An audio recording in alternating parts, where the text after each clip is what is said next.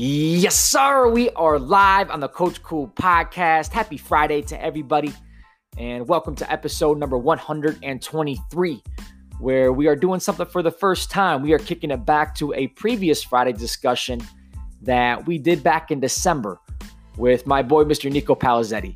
And I was listening to this conversation this past Monday, and I was loving what he had to say, his perspectives on a couple different ideas that I was presenting. And I just think it's very relevant, the things that we are talking about at this point in time with everything that's going on right now. And above all else, the positivity that he brings to the table, the energy, it just shines through when you hear him speak. And I think we need a little bit of that as well right now too. So again, welcome to the Coach Cool podcast. So happy you guys are tuning in. Thank you for that. And welcome to episode 123 with my boy, Mr. Niko Palazeti. Let's get it, y'all.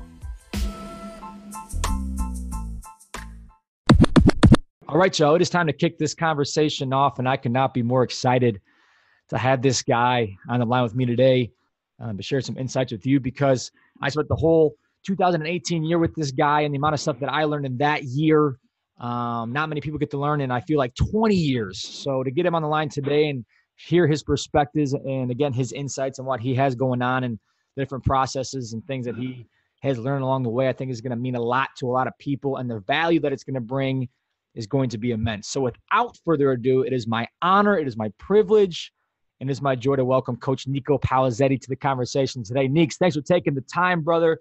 I appreciate you. Fresh off the 2019 Big Ten Championship game. Congratulations, dude. And again, thanks for taking the time. Yeah, humble, man. Humble, John. Thank you so much for having me. Excited to talk shop. Absolutely. Absolutely. And yeah, I mean, we're recording this thing. It's going to be posted on Friday, but a couple days after that Big Ten championship game. So just real quick, what was that like on TV? It was banging. It was bumping. Rough first half. You guys obviously rallied in the second one there and got the job done. So what was it like to be on the field and head spinning, I'm sure? Yeah, man. It was a really exciting experience. And I think overall, as a game experience, it was one of the more special ones we've had this year, just because of the adversity we faced. Yeah. You know, all season long we've been kind of cruising, and you know it's great, but we got punched in the mouth in the first half, and to see how our guys responded, and as a coach, it was an incredibly proud moment because it was player led. So we got in at halftime, and the players really took the initiative to lead, and you could tell how much it meant to everyone in the program, and especially the players, based on the sacrifices they had.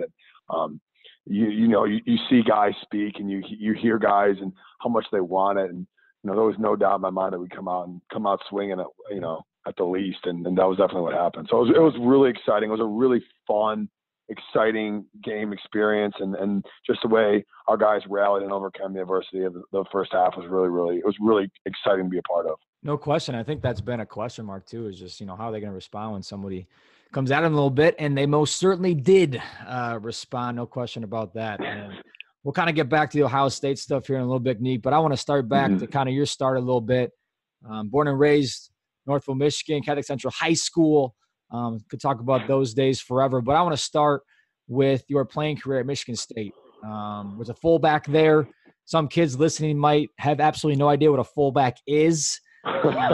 Because of the way things are going right now, offensively speaking, at every rank of the football spectrum. But if you could talk about your playing career just a little bit at Michigan State, what it meant to kind of get a scholarship to that premier program, and what your experience was like and the things that you learned during those 3 years, I think would be a fantastic place to start. Yeah. Well, I was blessed enough to be recruited to play fullback, which, was an incredible blessing in itself. I mean, if that's not a sign from God that you're meant to be somewhere, then I don't know what is. But yeah, I was incredibly blessed to attend Michigan State on scholarship, and I redshirted my freshman year. My sophomore year, played some special teams and kind of rotated in situations, and earned a letter, but didn't contribute a whole lot. And then my redshirt sophomore year, was blessed enough to start, and I had chronic neck injuries the whole year, and so kind of pushed aside my playing career for a year, and it was incredibly hard, a lot of adversity, and then I was actually told the news that I might not be able to come back because of my neck injury. Right. So that was super tough. Yeah. And then I ended up trying to come back, played through that spring, and then the following fall, so the fall of 13, I attended camp, and then I ended up suffering a neck injury that ended my playing career. So yeah, that was pretty much playing career wise. That was it. Yeah. But I think the coolest thing is the ups and downs of the whole situation. And obviously when you're in that moment, you're not seeing it like this, but you went through all those ups and those downs. And of course there were hard times, there were good times, what have you. But you kind of came on the other side, and the blessing that kind of came out on the other side is remarkable. And again, we'll get to that in a second, but I want to ask you this, Nick. Played football pretty much your entire life. It's all you did. It's kind of all you knew. And that got rattled a little bit. You get these neck injuries. You can't play. You're bouncing in and out. Again, things are going up and down. So I don't want to call it sort of an identity crisis, but again, football was such a big part of your life. And now, not really anything that you did to it, but like it was just injuries. You can't really control that stuff. So how did you deal with that situation and kind of not re-identifying yourself, but just finding different avenues to kind of put your faith in and put your priority in, and just what was that whole process like? Yeah, I think that's a really good question, because I think everyone faces that. All athletes really face that, and a lot of people that put their identity in something that's not really foundational based. And the unfortunate thing is with playing football is people perceive you as that, and then you really perceive yourself as that as well, because that's what that's what you talk about, that's how you associate with people, and that's kind of how you identify yourself. And when anyone's playing career is done, you go through that. Mine just happened to be very like acute. It came. I wasn't expecting it. I wasn't emotionally ready for it. And so when it happened, it feels like part of your identity is literally getting ripped away from you. And so it makes you have to reconsider who you are, what you stand for, why you do the things you do. And it's a really hard, but it's a really eye-opening experience, because it really forces you to kind of return to the person you want to be, and then go from there, and then have to really reconfirm, is it football that gave me my worth, or is it who I am and the relationships I have and my faith, and who am I really? And then from there kind of reconfirms it. And I think that's an issue that everyone really goes through. Anyone that's super passionate in what they do, everyone probably goes through that experience. Yeah, no question about that. And I think it makes it that much harder, though, when you still are. I think the possibility could still be that you are playing. So that's why it's so remarkable to me how you kind of made this transition that I want to ask you about next. So the injury occurs. They say you can't play anymore. Now you're kind of stuck in this limbo, and you turn to coaching. But I think the story in terms of how that kind of came to fruition with Coach Manning and stuff like that, I think that's such a cool and profound and like kind of like you said before, almost like a message from God, how that transition kind of took place. So if you could touch on that and share that story a little bit, I think the value in that is going to be awesome. Yeah. So I injured my neck. I went home, kind of collected my thoughts, talked to my family, and then I returned to Michigan State. And my biggest fear was kind of being shelved, kind of being put away, kind of put in a back room, and not being able to kind of contribute to the team. And so for me, it was how can I provide value? And I didn't really know what it meant, but I just know I wanted to provide value. Yep.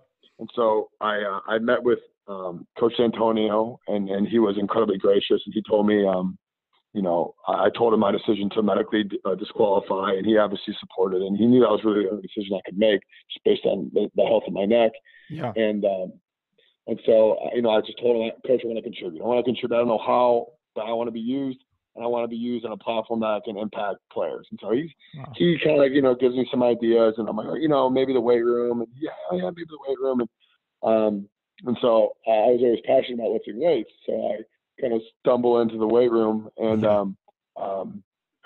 Coach Manny, our head strength and conditioning coach, is sitting there on the exercise bike, and he barks at me. He goes, what are you doing? And, I go, Coach, just want to, kind of talk to you. And he goes, no, we got a weight group in 15 minutes. You're coaching neck. Let's go. And so for me, it was incredible. It was an incredible blessing, because all of a sudden I was coaching neck. He threw me in the fire, and he trusted me to take that opportunity and run with it. And in the first week of doing it, I absolutely fell in love with it. And it was a really exciting, fun moment in my life, time in my life, really. For sure. For sure. And if anyone that knows Coach Manny, that's exactly the type of response you probably expect from him. It's just like, nope, you're not feeling sorry for ourselves. We're getting back on the horse and we're going. We don't got time for that. And he obviously provided that platform for you, which is incredible. Now, Nick, how long is it then at Michigan State that you were doing that stuff? Was that 2 years? Is that correct? So I interned for a year. And then I ended up graduating. So I didn't finish up my undergrad, graduated for in a year, and then from there I was asked to be a graduate assistant. So I started my graduate assistantship, and I did that for a year. So I was there in that coaching role for 2 years. Got it. Understood. Okay. And this is something that's always in anime. I think it's really cool. So you are a college student still. You still want to go out, do your thing. Now you're in a coaching situation, and you kind of have these two different worlds clashing, which is a whole different thing. But I think even above that is you are the same age. One, you've played in the same team as everybody that you're coaching. Two, you're the same age. And now you're put into a coaching role. You have to kind of have the respect of those players now, and not coming from a 40 or 50-year-old dude, but someone that's the same age. You played it, it's your boys, whatever. So my question to you is this: how did you go about kind of gaining the respect? You obviously already had it from your teammates as a player and as a workhorse, but now as a coach, that transition and kind of what was your mindset and perspective in attacking that process? I'm really interested to hear what you have to say about that. I was probably too naive and too passionate to even consider that. I really didn't even think about it. That's probably too stupid. I think guys recognize my passion for it, and they always knew my passion for the weight room, and they always knew how seriously I took all my training. Yeah. And so, from one day lifting with them to the next day telling them how to help and kind of relaying some of my passion for training onto them, I think it was a really natural progression. And apparently it was natural enough where no one really questioned it. I didn't really question it. The players didn't really question it. And it was really cool. So I would think of the twofold would be passion on what you're doing. Yep. Like people can feel passion and authenticity, and they align themselves with it. And really what people want is they want to be helped. And so if you can provide the competency and the passion to help someone, I think people are accepting that 100%. And and that just shows the maturity of the team we had. No one batted an eye. Everyone just said, yes, sir. And they started doing what I was coaching them to do. And it was a really natural, easy progression. Yeah. And I think you made a fantastic point too, is the authenticity piece. Excuse me, because again, one of the most genuine people that I know. And I think this is an awesome lesson to kind of learn for everybody out there is Niko didn't know. And again, this is just my perspective. Niko didn't know that he's not going to be able to play football anymore, and now he's going to become a coach. He didn't know any of this. But because of who he was on the front end during his playing career, how he kind of handled himself off the field, whatever, he gained the respect of his people before that. So then he stepped into a different realm. And again, people didn't bat an eye, not just because of a chance of a Nick, but it's because of how you operated beforehand. And also, like you said, the authenticity. And three, you obviously knew what you're talking about. So I think the perfect mesh and storm of all of those things is what allowed you to find that result in the end. And again, I know I'm floating your boat, but that's the reality situation. And you ask anybody because of who you are and how you carried yourself. And that's just, I think that's how everybody should carry themselves. It's just with respect and with honor and with hard work. And if you can do that, then more times than not, in my opinion, things are going to fall into place for you. And not just fall into place, but because of that very reason. So I don't know if you agree or disagree with that, but that's my perspective on it. What do you think about that? Well, I think A, that's very humbling that you said that, but B, I do think there's definitely truth to that. I think it's that three peg thing we're talking about, where it's that passion, it's that competency, and it's that authenticity. And if you can relay that in your daily life, you can relay that how you live, then opportunities often are kind of presented to you. And it's almost like by you living your truth, by you living as authentic as possible, often the best case scenarios kind of turn up. And maybe that's fate, maybe that's opportunity, but really those chances kind of present themselves to you. And that's kind of the best case scenario really is you just live your authentic life. You live a life of discipline and kind of your own truth, I guess, and good things really kind of become a result. Yep. No, that's perfect. Exactly right. Got to live your truth. And it takes self-awareness to know that. But at the end of the day, if you can do that, hell yeah, things are going to find you. No question about it. Okay, so kind of taking the next step here, Nikki. Intern for a year, you GA for a year. A new transition period is now taking place. You're kind of looking for a next gig.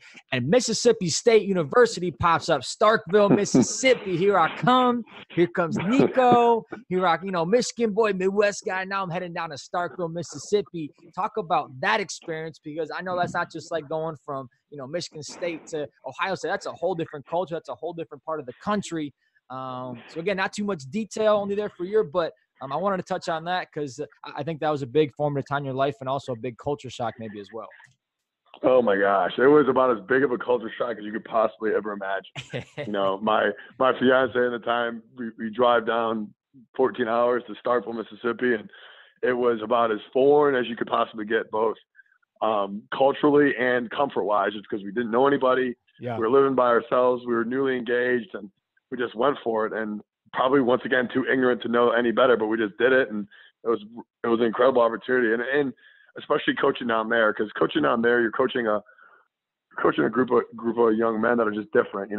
They're different. They respond to different things, and for sure. And you have to kind of prove to them that you're worthy of following.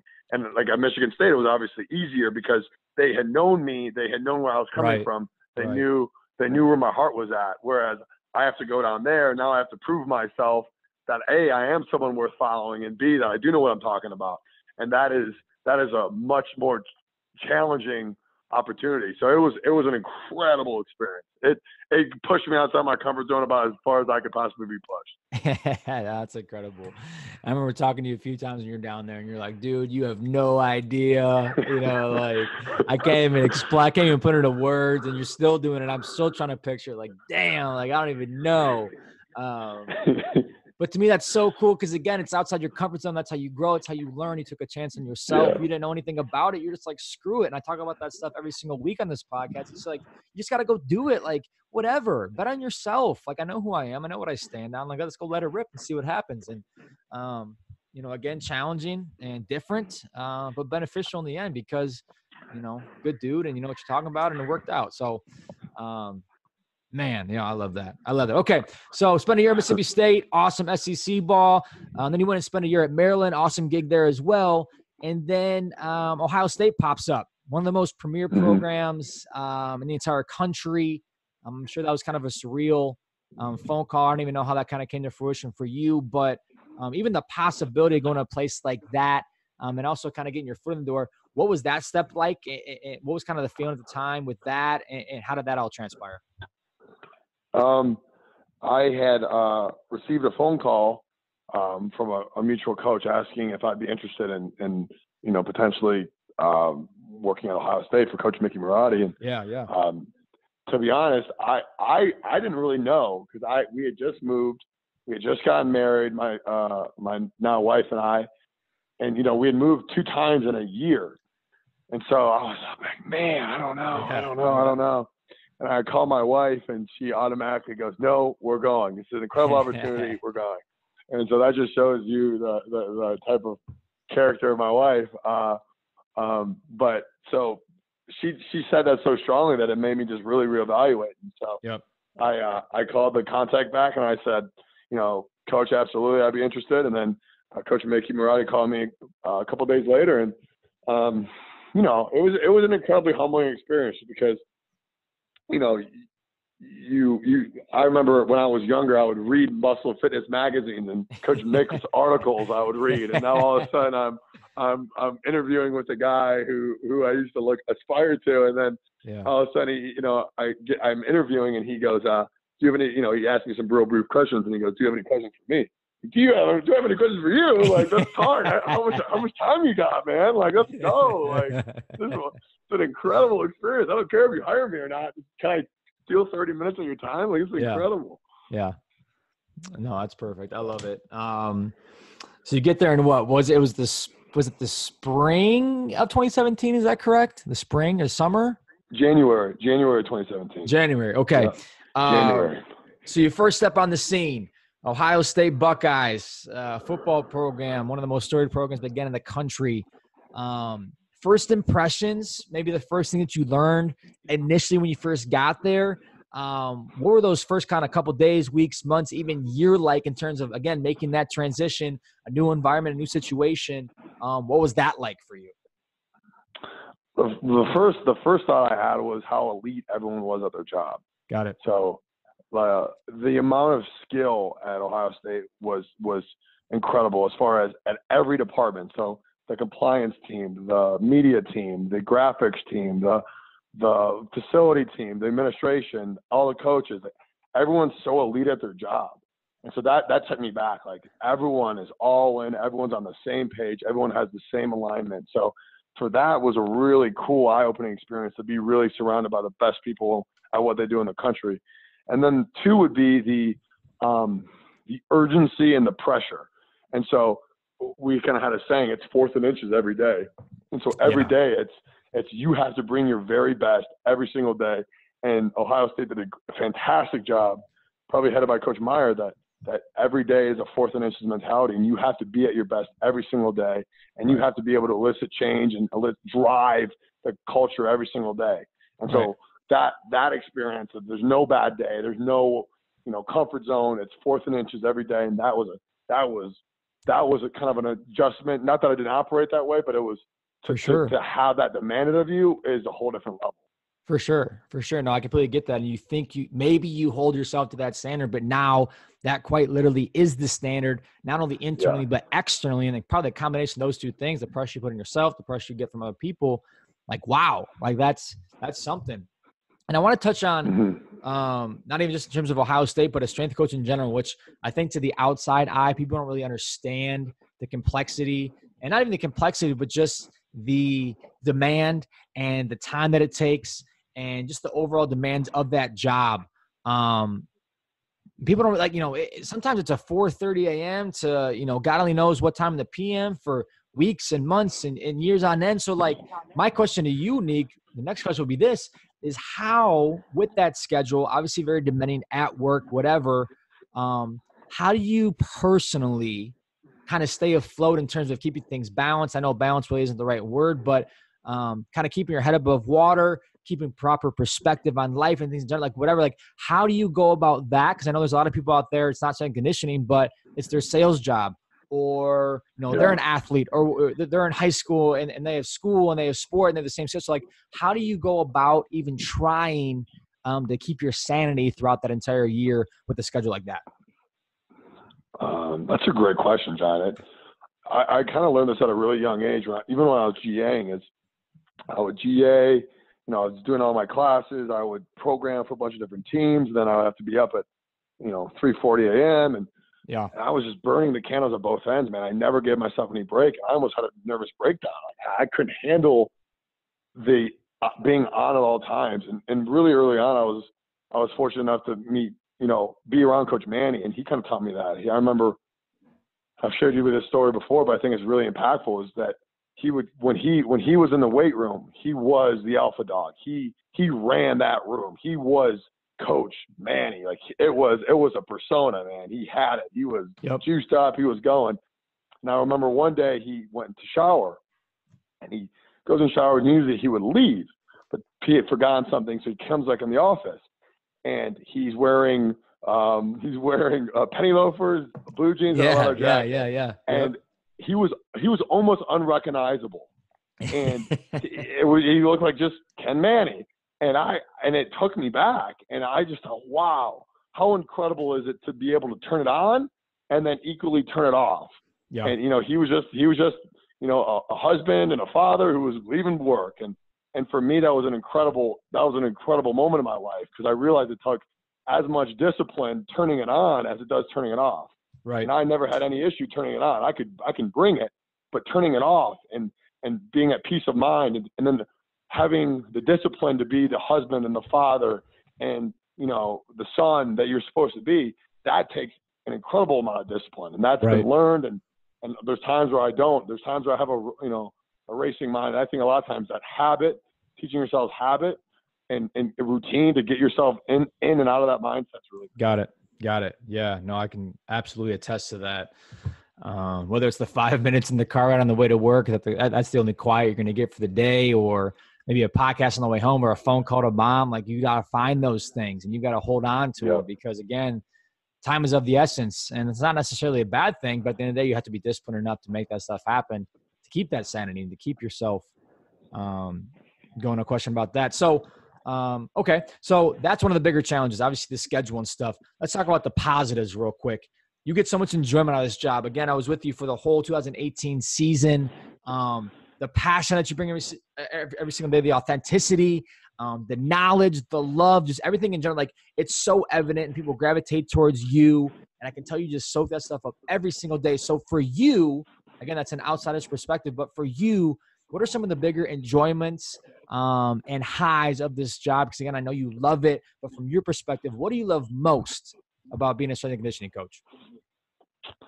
That's a really good question that I've been asked a lot recently, and I come to two things. One is obviously the impact you get to make on guys, on young men. Like, for me, the relationships you form are so awesome, and you're at a time in someone's life where they're 18 to 23.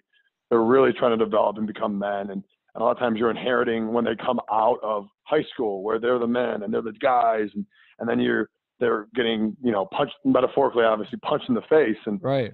And so they had to kind of reform that of who they are and their value. And you're there and you're kind of forming them and you're challenging them and you're teaching them, values of hard work and toughness, discipline. And so for me to kind of be on the front lines of that is really, really exciting. And I think any teacher and any person any coach, anyone that has kind of hands-on development kind of experiences that, and I'm really blessed to do that. I really enjoy that. And then the second thing, which has kind of come on more of late, is I think strength and conditioning challenges me to my core, and it's something I'm really passionate about. And for me, what really excites me every day is becoming elite at it. The opportunity to kind of grow and develop and find a task that demands the most of me, A, but B, also drives me to become the best I can't be at it.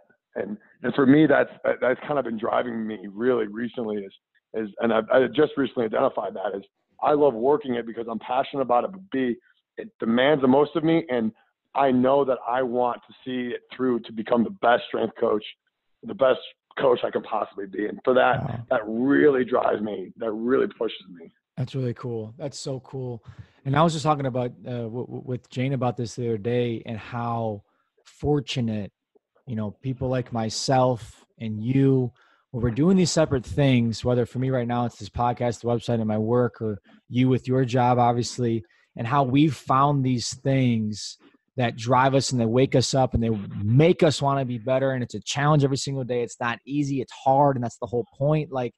And I know I talk to some people every single day, and it's like, John, I really haven't found that yet. And I'm so empathetic towards that. Like, it's hard for me because I can't necessarily relate to it, but I can only imagine, like, if I was on the other side of that and I was in their shoes and I really hadn't found that, and I don't really know any other way. And I know you feel the same way. So, like, to me, I just see that as such a blessing, but also such a big responsibility that we have been blessed with seeing the right things and experiencing the right things and being around the right people growing up all the way back from God knows when, from parents to coaches, high school, college, whatever, that we've been a lot of this blessing, but also the responsibility to now shed light with these, this type of perspective that this stuff is out there for others. And not only that it's out there, but you can find it, and you find it through different things.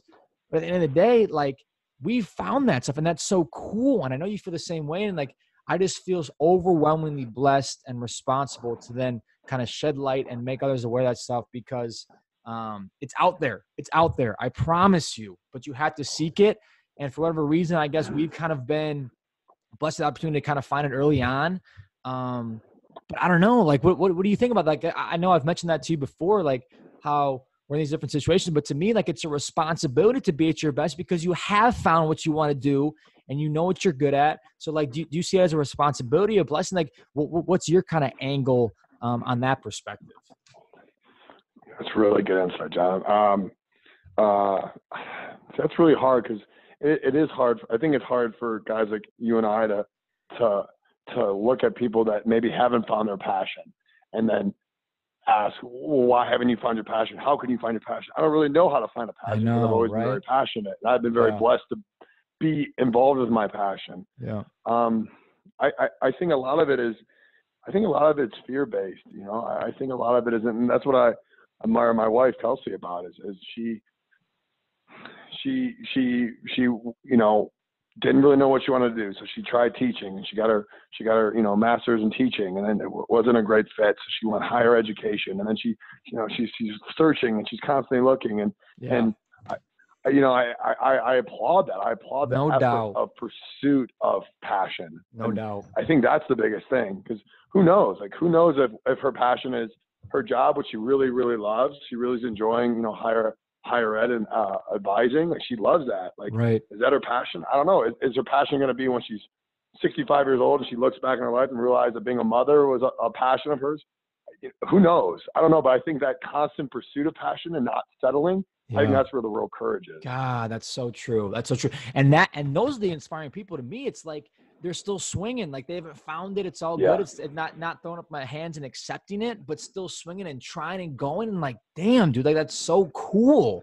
And that's so enriching. And like, those are the people I want to be around. Like, I don't care what it is. It could be, whatever, but like that's the vibe. That's the move. And that's you just hit the nail on the head right there. That's, oh, you got me going. Yes, that's perfect. Okay. All right. That's, I know you got to roll here in a little bit. So, Niko, I want to touch on two more things, because, again, my experience with you has been immense. I've learned so much from you, but I think amongst all those things, these two things have been some of the biggest I learned from you. So, number one, I want you to touch on your definition of love that you shared with me a few years ago, because I think when I heard this, it allowed me to be a better lover. It allowed me to be better in different realms that I wasn't necessarily being better in, that I needed to be in. But just this simple definition that you offer, that you gave, quite literally changed my whole perspective and my angle on what love is. So I think if you could share that with others, I think there's at least one person out there that feels the same way that I feel about the definition, that I think will be so profound and so valuable. So if you could share that with us, I'm not going to accept that as my own, because it most certainly is not. Provide that to us, because that's extremely powerful.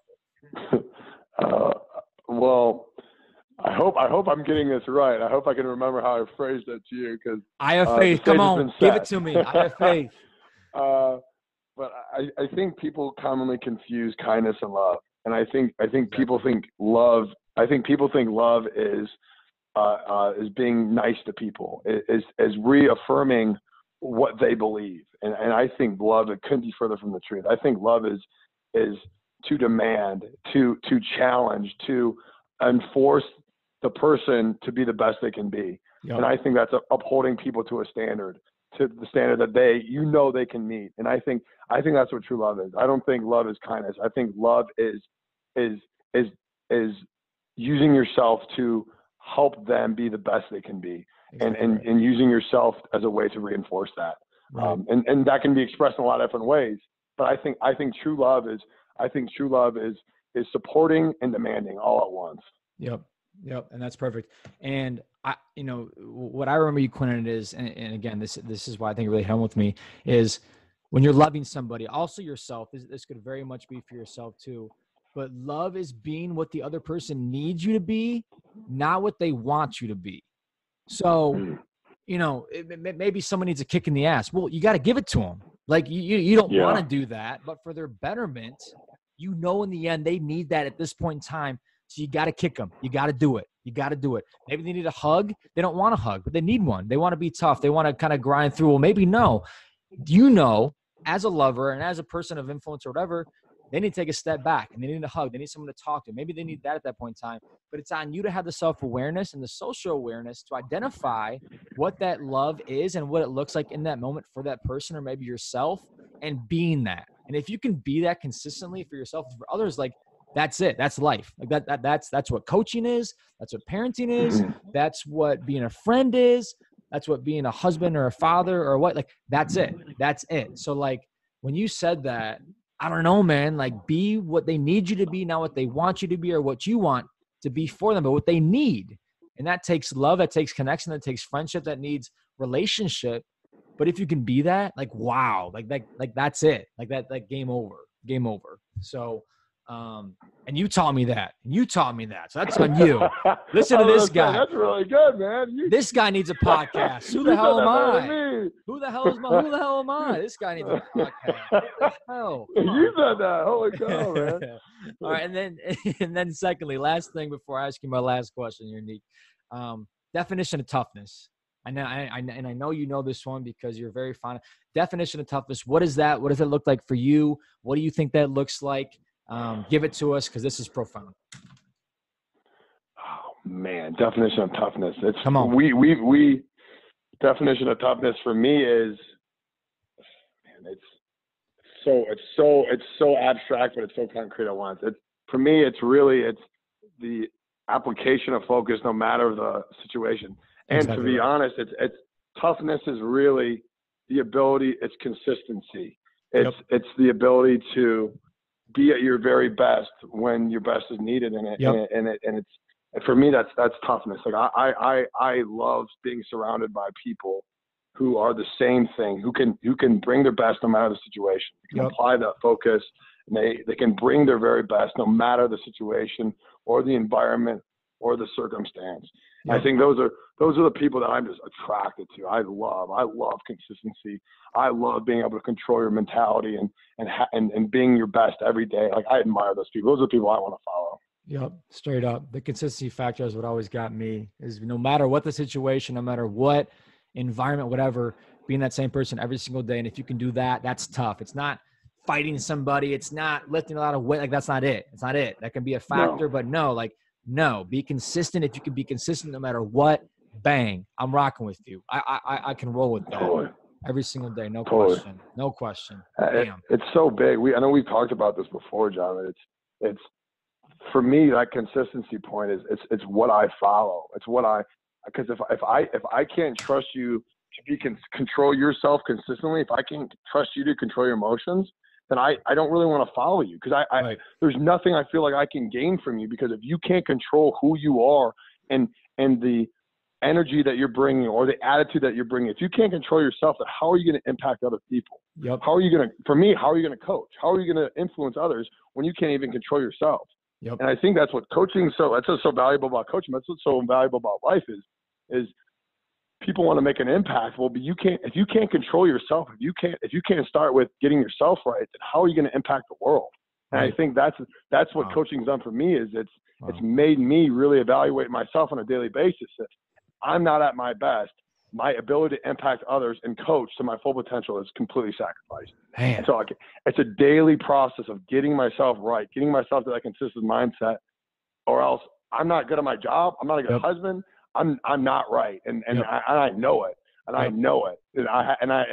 And it comes off as artificial, and then you lose that authenticity. So, yep, straight up. I love it. And if you can't be that, to me, like even maybe a simpler mindset about it, if you can't be, how can you expect your players or the fellow coaches to be that? So like, if you're asking for a consistency, then damn, dude, you better sure as hell be it too. And if you can't do, then hey, then don't ask of it. It's all good, but don't be the guy who wants it but can't provide it, I guess, is what I'm trying to say. So yeah, no question,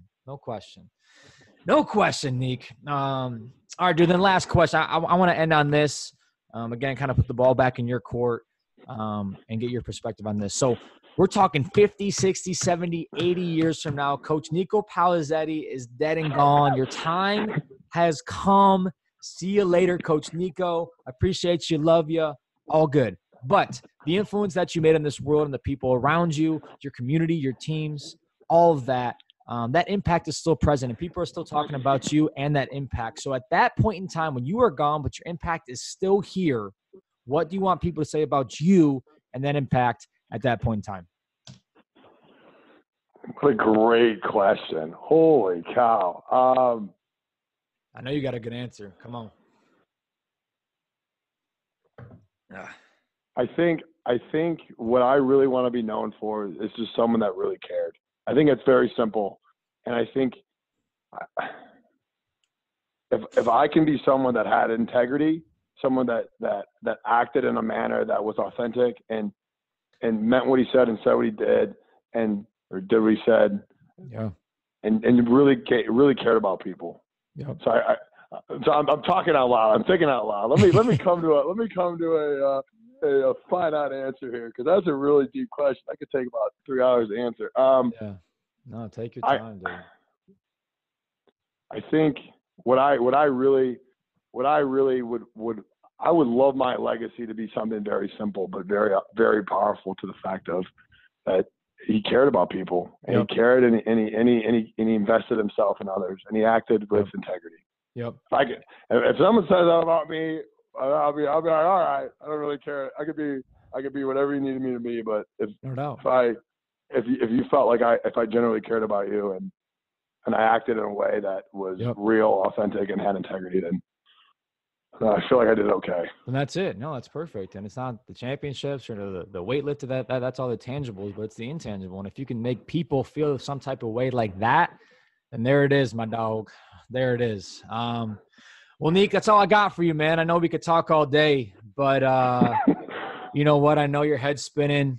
Things are going on right now, and you're crazy busy. But I really appreciate you taking the time, and even more so, I appreciate you and what you taught me along the way. And only good things from here. Only on the way up from here. And the Clemson Tigers are on the clock for the Ohio State Buckeyes coming up in a few weeks. So get them boys right. I know you most assuredly will. But no, dude, I love you very much. I appreciate you, and I can't wait to see what's in store. So appreciate you, dude. Humbled and honored, John. Thanks so much for the opportunity, man. Absolutely. And to everybody else out there, that's going to wrap up another week on the Coach Cool podcast. And I'm all geeked up right now, and I hope you guys are too after hearing that. And it's Friday when you're hearing this stuff. So as you go into the weekend, seek your conversation like such. Maybe it's your parents, your friends, your whoever, your coworkers, but have this stuff because it's important. And not only the conversation piece, but the amount of thinking and the amount of dissection and the amount of introspection that happens, I think is powerful. And that's what kind of leapfrogs you into the future in a much more positive way than otherwise found. So I encourage you guys to have this stuff. Find a challenge or two along the way. Get your butt outside and sweat a little bit as well. And I can't wait to be back here on Monday with you guys. So have a great one. God bless. Coach Coob.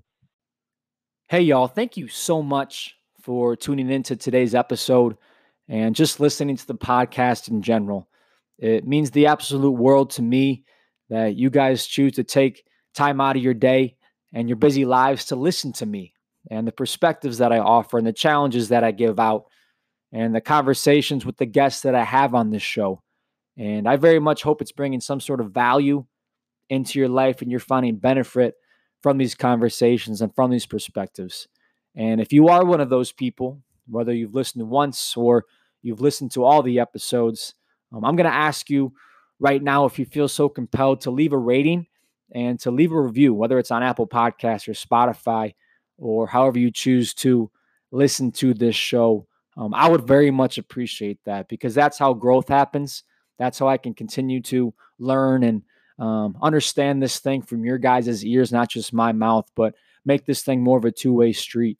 And the more ratings and the more reviews we get, the bigger growth we can find and the more people we can reach with this thing as well. So again, if you feel so compelled, if you feel like this thing has brought value, I would very much appreciate that. Okay. But with that, I'm going to leave you guys for the day. And as always, I really, really appreciate you guys and God bless. Coach Coop.